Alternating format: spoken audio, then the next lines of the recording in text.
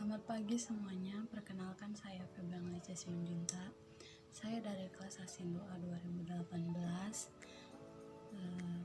kuliah di Universitas Negeri Medan semester 4. Baiklah, saya akan menjelaskan sedikit pemahaman saya tentang retorika, pengertian retorika dan penerapannya dalam kehidupan sehari-hari.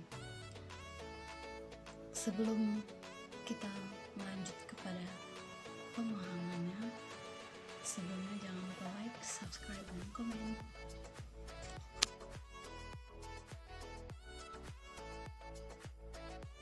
Langsung aja kita masuk kepada pengertian retorika. Perlu kita ketahui yang pertama, pengertian dari retorika. Retorika itu sendiri adalah merupakan sebuah ilmu berbicara yang berarti mengucapkan kata atau kalimat kepada seseorang atau sekelompok orang untuk mencapai suatu tujuan tertentu agar pendengar terpengaruh dan paham. Misalnya kita memberikan informasi, kita memberikan motivasi, tapi yang secara jelas agar pesan yang ingin kita sampaikan kepada mereka sampai seperti itu. Kita lanjut. Misalnya, kita memberikan informasi atau memberikan motivasi, maka sebagai komunikator, kita berusaha untuk memoles pesan tersebut agar si pendengar paham akan informasi yang kita sampaikan dan tergugah motivasinya untuk mengikuti informasi tersebut. Karena sangat penting bagi kita untuk memahami secara detail apa itu retorika, karena sebagai seorang komunikator tidak asal menyampaikan sebuah gagasannya, harus memiliki syarat-syarat tertentu. Retorika tersebut berasal dari bahasa Latin atau Yunani kuno, yaitu retorika, yang artinya seni berbicara. Dalam bahasa Inggris, retorik yang berarti kepandaian berpidato atau berbicara. Nah, jadi perlu kita ketahui, kita sebagai seorang komunikator dalam kehidupan sehari-hari harus mempunyai seni, tidak asal sampaikan begitu saja, karena segala sesuatu yang ingin kita sampaikan itu harus bermakna, tidak seperti tong kosong nyaring bunyinya. Nah, lalu pasti semua bertanya, mengapa kita harus belajar retorika? Apa pentingnya kita mempelajari retorika tersebut? Nah, di sini saya akan menjelaskan kepada teman-teman semua dan saudara-saudara semua mengapa kita harus mempelajari retorika dan apa pentingnya retorika tersebut dalam kehidupan sehari-hari. Pentingnya menguasai keterampilan berbicara harus dimiliki semua orang, karena penguasaan tersebut menyatakan presentasi sebagai salah satu aktivitas kita sebagai komunikator yang dapat dipercaya, seperti itu. Lalu, kemampuan berbicara bisa merupakan bakat, tetapi kepandaian berbicara perlu pengetahuan dan latihan. Nah, latihan tersebut yaitu kita harus berretorika, harus membiasakan diri seperti itu. Mungkin sulit di awal, tapi ketika kita memberikan hati, ketika kita memulai dengan baik, maka semuanya akan berjalan dengan baik. Lalu pasti semua bertanya juga, mengapa seseorang bisa menghambat dirinya untuk menjadi seorang pembicara yang baik? Nah, di sini saya akan jelaskan kepada kita semua bahwasannya ada beberapa hal yang membuat seseorang bisa menghambat dirinya untuk menjadi seorang pembicara yang baik. Yang pertama itu saya akan jelaskan. Yang perlu kita ketahui adalah konsep diri yang negatif. Maksudnya adalah orang yang memiliki konsep diri negatif umumnya peka pada kritik, responsif terhadap pujian, berprasangka buruk, pesimis, cenderung merasa tidak disukai orang lain, hiperkritis, dan lain-lain. Seseorang yang punya konsep diri negatif umumnya akan sering mengalami kegugupan karena rasa minder, takut dinilai negatif, dan sebagainya. Sebaliknya, mereka terlalu percaya diri sehingga tidak mau mendengar atau menerima kritik orang lain, sehingga asyik dengan pembicaraan atau keyakinannya sendiri. Nah, yang pertama itu sangatlah tidak baik teman-teman semua, karena mengapa bukan seorang komunikator yang baik, karena dia hanya menganggap dirinya itu benar dan tidak ingin mendapatkan masukan dari orang lain. Padahal sebagai komunikator memiliki sifat yang seperti itu tidaklah baik. Yang kedua, kurangnya penguasaan materi. Mengapa saya katakan kurangnya penguasaan materi? Penyebab terbesarnya itu karena kegugupan atau demam panggung pada seseorang pembicara umumnya.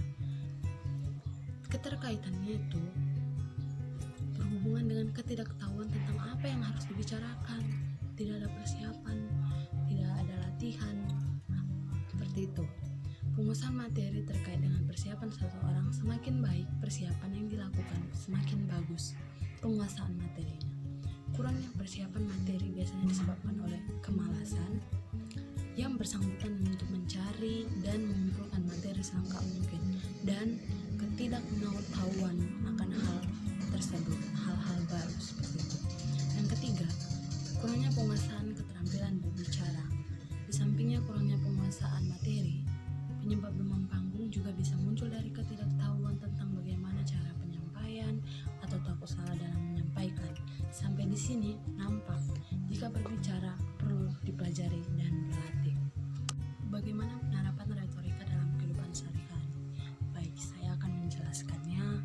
Penerapan retorika dalam kehidupan sehari-hari itu dimulai dari diri sendiri, sering melatih dan mempelajari sehingga segala sesuatu yang tidak mungkin bisa menjadi mungkin. Hal yang perlu kita sadari dari awal bahwasannya semakin berkembangnya zaman, semakin berkembangnya waktu, dan semakin berkembangnya perubahan yang ada di dunia dan di bumi, kita perlu menjadi seorang komunikator yang baik, yang handal. Karena retorika itu berkaitan atau sangat erat hubungannya dengan berbicara. Pasti dalam berbicara ada hal-hal yang membuat kita sering tidak mampu dan tidak bisa, atau ada kecemasan tersendiri.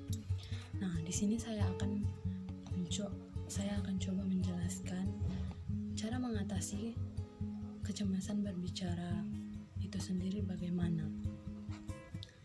Untuk mengatasi kecemasan berbicara, pembicara perlu melakukan persiapan sendiri mungkin sebelum melakukan pidato.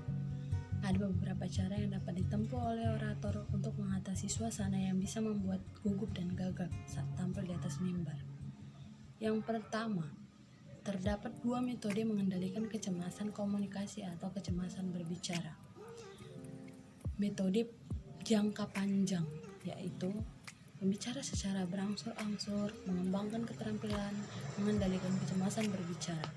Yang kedua, metode jangka pendek, yaitu pembicara harus segera mengendalikan kecemasan berbicara pada saat itu juga.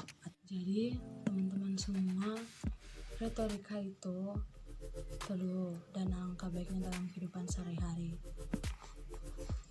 sehingga melatih kita nantinya ketika menjadi seorang pemimpin, kita tidak gugup dan kita tidak kalang kabut, karena tuntutan seorang pemimpin harus pintar berretorika, harus mampu. Karena mengapa? Seorang pemimpin itu sudah di atas, jadi dia memiliki bawahan. Nah, untuk bawahannya itu mengerti dan taat, turut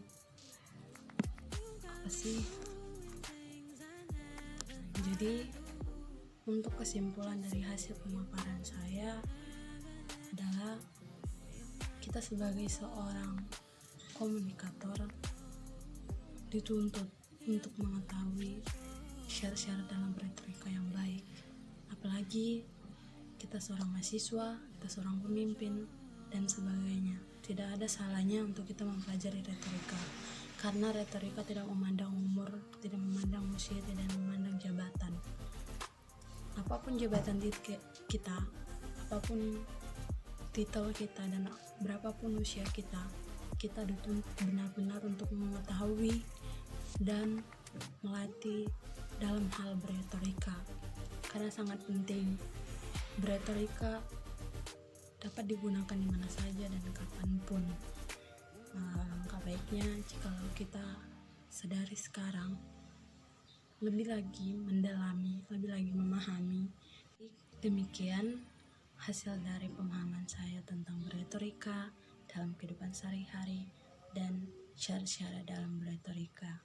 Terima kasih buat waktu dan kesempatannya. Saya Febri Najah Simanjuntak.